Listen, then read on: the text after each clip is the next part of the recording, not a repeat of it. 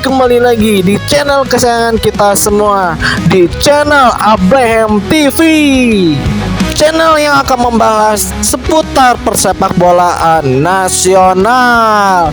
Ada berita apa hari ini? Pastinya ada berita penting, makanya saksikan dari awal sampai akhir biar kagak salah paham. Langsung saja ke berita pertamanya, ada apa? Saksikan. Untuk berita pertamanya kita bakal bahas tentang hasil pemain abroad di pertandingan di klub-klubnya. FC Utrecht sukses curi poin di kandang Nijmegen.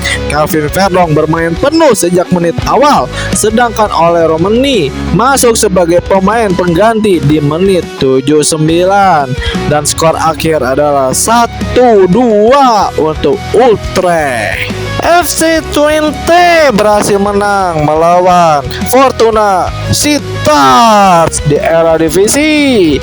Tentunya ini kemenangan diraih di kandang Fortuna. Mesilgers main penuh, FC Twente raih poin penuh. Jenderal lapangan tengah timnas Indonesia Prof Haye harus menerima kekalahan lagi sekarang melawan Go Ahead Eagles. Tom Haye bermain sejak awal laga, ditarik menit 77. Almer City kembali alami kekalahan. Di Thai League One, Tutai Tani FC berbagi angka melawan Port FC. Asnawi Mangku Alam memulai laga dari bench masuk menit 51. Di Australian League, Brisbane Roar harus menerima kekalahan melawan Adelaide United. Rafael Strike memulai laga di bench, dimasukkan menit 69. Brisbane Roar kena comeback tim tamu. Usai cedera, Kevin Dix tampil apik bersama FC Copenhagen yang mencetak assist di laga ini dan skor akhir 2-1 melawan League Bay. Luar biasa Kevin Dix. Di pertandingan pertama Liga AFF Women Cup 2024, Indonesia harus berbagi angka 0-0 melawan Kamboja. Terus semangat Indonesia Putri. Kevin Dix curhat tentang supporter Indonesia ke media Denmark. Sangat luar biasa untuk supporter Indonesia yang membuat Kevin Dix kagum. Saya ingin mengundang kalian 5 jurnalis Denmark ke Jakarta untuk laga kandang. Kalian akan merasakan atmosfernya, betapa spesialnya itu. Kami akan melawan Bahrain. Orang Indonesia sangat rendah hati dan ramah. Dukungan mereka sungguh gila. Ketika saya di hotel, saya tidak bisa meninggalkan kamar saya. Jika ingin, saya akan ditemani penjaga keamanan. Kemanapun saya pindah, ada 40-50 orang yang ingin berfoto dengan saya. Pak Erick Thohir menegaskan bahwa timnas Indonesia butuh pemain lagi di lini tengah. Kalau kita lihat kemarin, kebayang kita kalau Kevin Dix cedera, tidak ada supnya atau cadangannya. Ada Sandy Walsh, di sebelah kiri ada Sain Patinama sama Calvin Verdonk, ucap Erick Thohir. Yaitu kelihatan komposisi kita sudah mulai tebal. Bahkan ada beberapa posisi kita yang masih kurang di striker, salah satunya di pemain tengah masih kurang. Kalau ada apa-apa dengan Tom Haye, dengan Nathan Joao dan Ivar Jenners. Kalau kita main 3-5-2, pemain tengah cuman satu cadangannya. Jadi hal-hal seperti ini di sepak bola terjadi kalau ada cedera tambah Erick.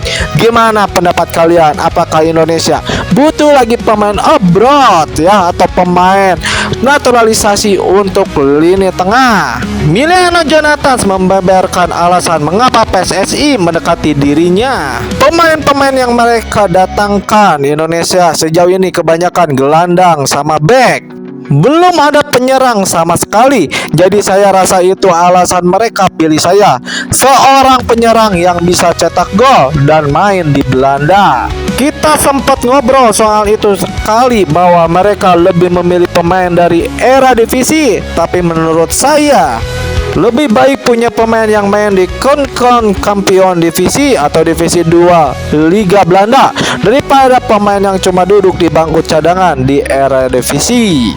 Sebelum kita lanjut ke kabar utamanya, alangkah baiknya subscribe terlebih dahulu. Terima kasih yang sudah subscribe. Semoga kalian sehat selalu. Tanggapan Ivar Jenner soal Indonesia lebih beruntung pakai jersey putih ketimbang merah. Saya suka jersey dua-duanya, kata Ivar Jenner. Seperti yang Anda bilang, memang ada keberuntungan, tapi saya suka kedua-duanya, mau merah ataupun putih, ujarnya. Ivar Jenner targetkan timnas Indonesia menangi 3 dari 4 pertandingan sisa di kualifikasi Piala Dunia 2026. Semoga saja harapan Ivar Jenner pun juga terwujud. Itu pun harapan kita semua.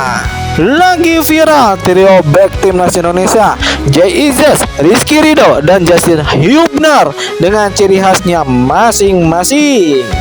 Rizky Ridho dengan bola bawahnya yang bermain lawan susah dan sulit melewati Rizky Ridho. Jay Izzes yang selalu menang duel di bola atas, tentunya dengan tinggi yang jangkung. Jay Izzes selalu memenangkan duel bola atas. Tentunya Justin Hubner dengan kelebihan bola mata. Waduh, kakinya yang selalu nyangkut di kepala lawan. Tentunya trio back ini mendapati tanggapan dari netizen Indonesia. Salah satunya dari Jack TZZ, leadership plus ketenangan plus keramos-ramosan. Dari Mahesa, Jai plus Ridho, selamatkan gawang kita. Justin, selamatkan dirimu. Dari Kratos, emang paket komplit 3K, kepemimpinan, ketenangan, kematian. Ada-ada aja ya. Erick Thohir tegaskan, sementara ini kita fokus oleh Romani dulu karena kita perlu striker. Mudah-mudahan selesai di bulan Maret. Amin ya rabbal alamin. Gimana pendapat kalian? Cukupkah pemain tambahan hanya oleh Romani untuk pertandingan di bulan Maret?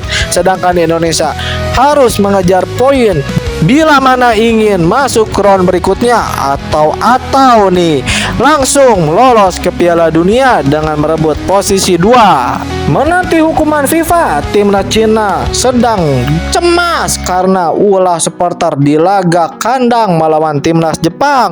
Ulah supporter Cina sungguh-sungguh keji terhadap supporter Jepang. Ini sangat pelajaran untuk supporter Indonesia. Jangan melakukan hal yang sama yang telah dilakukan oleh supporter Cina. Sangat-sangat tidak terpuji. Video-videonya banyak berseliweran di YouTube ataupun platform yang lain. Kita beralih ke berita tentang persiapan Indonesia menghadapi laga Piala AFF. Media Vietnam bahagia Indonesia dipastikan tanpa Martin Paes di Piala ASEAN Mitsubishi Electric Cup 2024. Timnas Malaysia tak turunkan skuad utama buat AFF. Timnas Malaysia berpeluang tidak turunkan skuad terbaik di Piala ASEAN Mitsubishi Electric Cup 2024. Jika benar Timnas Malaysia sama seperti Timnas Indonesia yang hanya menurunkan para pemain muda di ajang itu, Marcelino telah mulai masuk skuad utama secara reguler. Daripada dipanggil di AFF menanti, lebih baik Marcelino fokus di klub, cari debut untuk Oxford United daripada harus pulang membela timnas Indonesia yang bukan agenda FIFA. Gimana menurut kalian? Bukan hanya Marcelino, Rizky Ridho pun juga meski bermain di Liga 1 dan belum pernah abroad, tapi Ridho dipastikan tidak akan bermain di AFF. Keputusan yang bijak dari coach STY, level Ridho bukan lagi AFF. Gimana lagi nih tanggapan kalian tentang Rizky Ridho yang tadi panggil di Piala AFF? Pak Sumarji melalui interview dengan salah satu stasiun televisi mengatakan bahwa PSSI memberikan target juara untuk timnas Indonesia yang akan berlaga di AFF. Untuk pemanggilan Hubner, Ivar, dan Rafael juga menunggu dari pihak klub masing-masing untuk dilepas atau tidaknya 3 pemain ini. Wah, targetnya adalah juara Piala AFF. Gimana pendapat kalian dengan timnas menurunkan tim U22-nya? Oke, cukup sekian berita Timnas Indonesia hari ini. Terima kasih yang sudah mantengin dari awal sampai akhir. Jangan lupa tinggalkan jejak like, komen, dan subscribe-nya. Kita berjumpa lagi di lain waktu. Sehat selalu, rezekinya pun semoga pada melimpah. Amin ya rabbal alamin. Sampai jumpa. See you.